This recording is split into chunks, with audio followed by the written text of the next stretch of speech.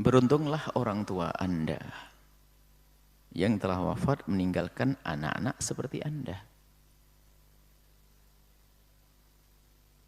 Setelah ayah Anda wafat, orang tua Anda wafat, ternyata anak-anak soleh, soleha. Merindukan untuk mendermakan apa yang didapat dari orang tuanya, harta warisnya, peninggalannya. Ini adalah keluarga istimewa, anak-anak istimewa, anak-anak soleh, soleha. Dari jauh kami mohon doakan kami, ini anak baik. Sebab kadang di zaman ini, zaman orang tertipu dengan dunia ini, kadang orang tuanya wasiat pun tidak dijalankan. Orang tua wasiat pun kadang tidak dijalankan, Masya Allah. Bahkan ada yang sudah diberikan orang tuanya diambil lagi oleh anak hanya gara-gara ada celah. Sertifikatnya belum diwakafkan. Ada ini kisah. Membangun sebuah tempat, belajar agama, rupanya lihat sertifikatnya masih belum diberesin. Dijual kok sama sang anak. Memang ini ada nasib baik itu, ada nasib buruk, ada nasib baik ada. Tapi ini anak ini yang bertanya ini, lihat. Orang tuanya meninggal dunia punya peninggalan. Bersepakat keluarganya, ini keluarga baik semuanya, Masya Allah. Berencana untuk mendermakan hartanya untuk orang tuanya, Masya Allah, ini anak baik. Bahkan mungkin juga mereka membutuhkannya karena begitu cintanya kepada orang tuanya, begitu ingin mengabdi kepada orang tuanya, begitu ingin berbakti pada orang tuanya, begitu merindukan keberkahan melalui orang tuanya, mereka bersepakat untuk mendermakan. Hal yang bagus, sah, boleh. Itu kebaikan hati Anda. Baik, lalu di mana hendaknya meletakkan itu semuanya? Masya Allah. Meletakkannya adalah, ya betul yang sekiranya adalah abadi, akan terus mengalir pahalanya, ya di tempat-tempat yang bakal ada amal jariah, amal yang terus mengalir. Amal yang pahalanya, ujur, thawabnya adalah jariah terus mengalir. Ya, seperti yang selama ini kita serukan, lihat. Memperhatikan para penuntut ilmu. Pesantren. Pesantren misalnya, bagaimana tidak menjadi amal jariah? Yang belajar di dalamnya itu kan sholat ibadah, itu mengalir kepada yang berderma, kepada yang mewakafkan tanah, kepada yang bangun di atasnya. Sampai di mana? Bukan sampai di situ saja. Setelah mereka mengajar orang pun, orang sebanyak ribuan itu akan mengalir pahalanya ke sana.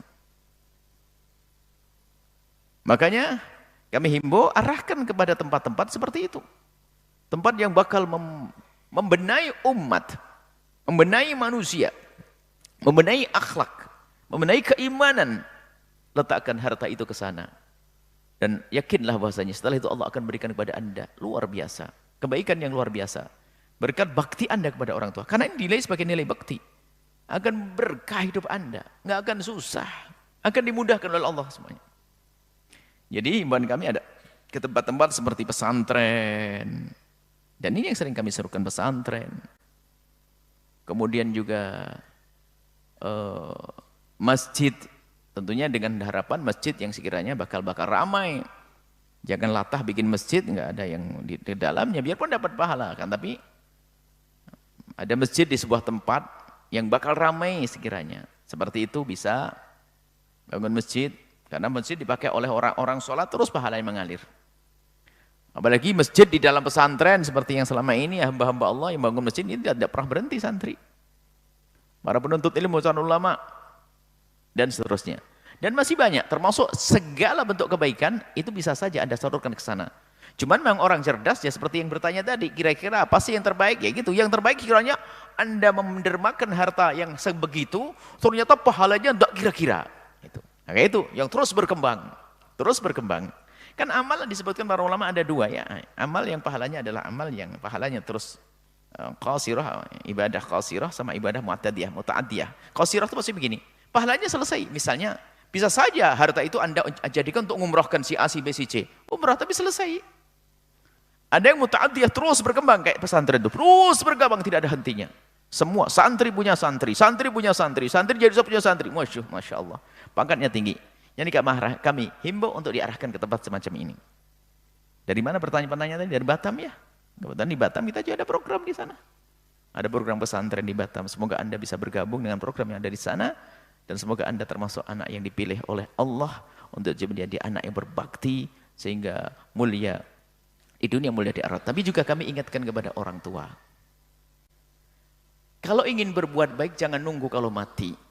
Ada sebagian orang itu setengah pelit tapi setengah dermawan. Jadi dermawan, enggak pelit juga enggak amat. Karena dia ngomong begini, nak, nanti kalau abah wafat tolong tanah yang di sana jual lalu berikan ke pondok. Itu namanya wasiat. Apakah boleh yang demikian ini? Ya boleh saja. Akan tapi itu membebani sang anak. Kalau ingin berbuat baik sekarang loh, saat waktu saya masih hidup. Jangan nunggu mati. Iya kalau dia mati punya anak-anak kayak yang bertanya tadi, orang yang baik. Kalau enggak, wasiatnya enggak dilakukan, tambah anaknya dosa.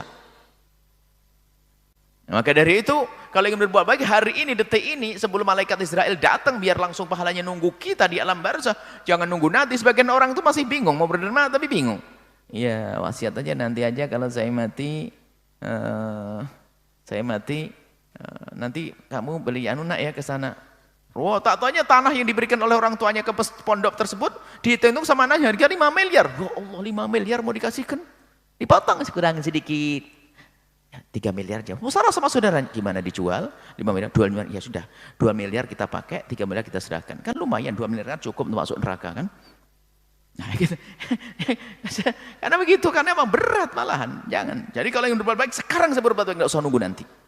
Nggak usah nunggu mati nanti, tidak. Sekarang. Sebab setelah kematian bisa saja kisahnya berubah. Iya kalau punya anak soleh seperti yang bertanya tadi. Tapi kami himbau juga dari yang kepada yang bertanya, jika ada saudara, salah satu saudara yang merasa kekurangan lalu tidak ikut, jangan direndahkan. Karena dia punya hajat untuk keluarganya. Jangan, kamu sendiri yang nggak mau, jangan dipaksa. Ini semua dengan sukarela, tanda kebaktian, tanda bekti kok. Jangan dipaksa. Baik paksa halus atau paksa terang-terangan, jangan. Seperti itu. Semoga Allah menjauhkan kita daripada durhaka pada orang tua. Semoga Allah mudahkan kita untuk berderma.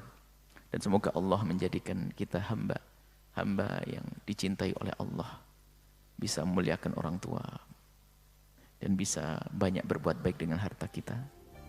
Wallahu a'lam bishawab.